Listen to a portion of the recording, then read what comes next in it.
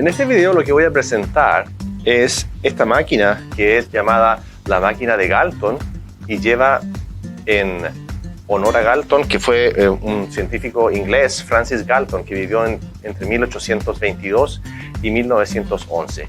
Entre los muchos intereses que tenía Galton, uno de ellos era la estadística y en particular fue una de las primeras personas que indagó con estudios aplicados donde usó la distribución normal.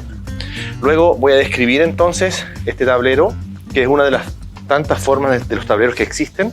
Esto tiene un orificio aquí en la parte superior por donde van a entrar unas bolitas.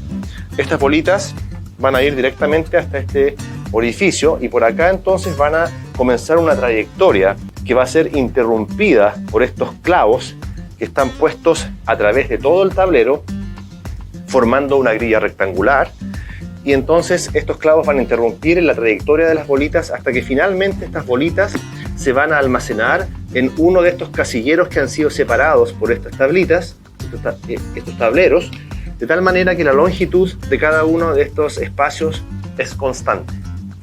Entonces, de eso se trata. Te das cuenta que aquí esto involucra el azar, porque tú no puedes predecir cuando entra una bolita acá cuál va a ser el destino final, si va a quedar en ese casillero, o en ese casillero, o en ese casillero.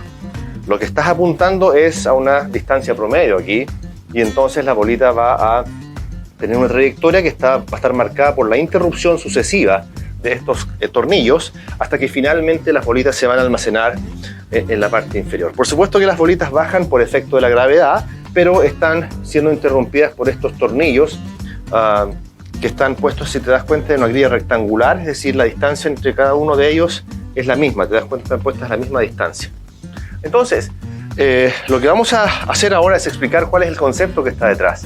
Si tú ya has estudiado un curso de probabilidad estadística, te das cuenta que lo que hace este tornillo esencialmente es interrumpir, pero con dos solamente posibilidades, éxito o fracaso.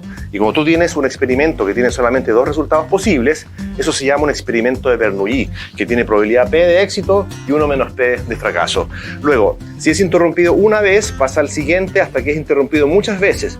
Por lo tanto, la probabilidad final de la bolita sí la podríamos calcular usando la distribución normal, porque contamos la cantidad de éxitos que existe en la trayectoria, y eso va a ser una distribución normal con la cantidad de veces que fue interrumpida y la probabilidad de éxito del tornillo, que es constante para cada uno. Vamos a asumir que esto tiene probabilidad un medio de ir hacia la derecha y un medio de ir hacia la izquierda. Luego, tenemos la posibilidad de predecir a ciencia cierta, o es decir, con 100% de seguridad de que la trayectoria de una bolita va a ser este casillero o ese casillero. No tenemos una certeza de esa naturaleza, pero sí podemos saber cómo se van a comportar muchas bolitas. Es decir, si vemos la trayectoria de muchas bolitas, lo que vamos a observar acá es un patrón que se rige por el teorema del límite central. Si tú no conoces el teorema del límite central, puedes ver un video en la lista de reproducción de distribuciones muestrales. Allí está explicada la matemática del teorema. Y lo que dice el teorema del límite central es que si tu variable de interés es el promedio, entonces el promedio, cuando el número de réplicas es grande, es decir, cuando el tamaño muestral es grande, tiene una distribución normal.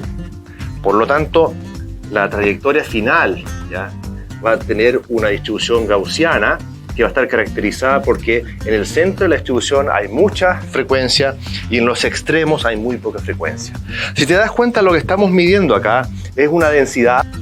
Claro, estás midiendo la cantidad de bolitas que hay en este casillero por la unidad de longitud, que en este caso es constante. Entonces, aquellos casilleros que tienen más bolitas tienen mayor frecuencia y tienen mayor densidad. Entonces, ahora lo que voy a hacer es echar a andar esta máquina con las bolitas correspondientes para ver si logramos el patrón deseado.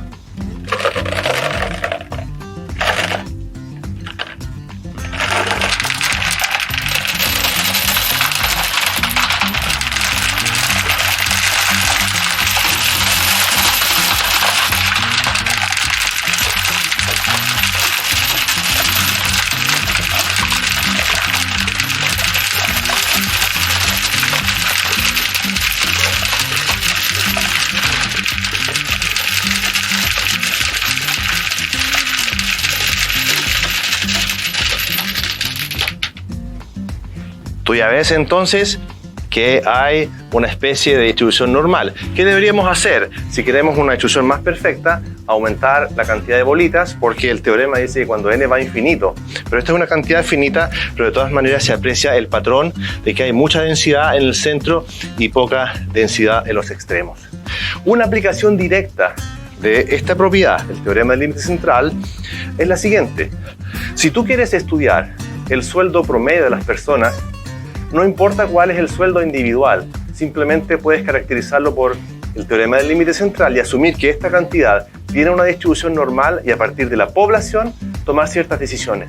No importa cuáles son las probabilidades o las densidades marginales, es decir, las probabilidades de cada bolita de llegar acá, lo que importa es cuál es el patrón que se genera en la masa al repetir el experimento muchas veces. Ahí es donde se manifiesta entonces el fenómeno gaussiano.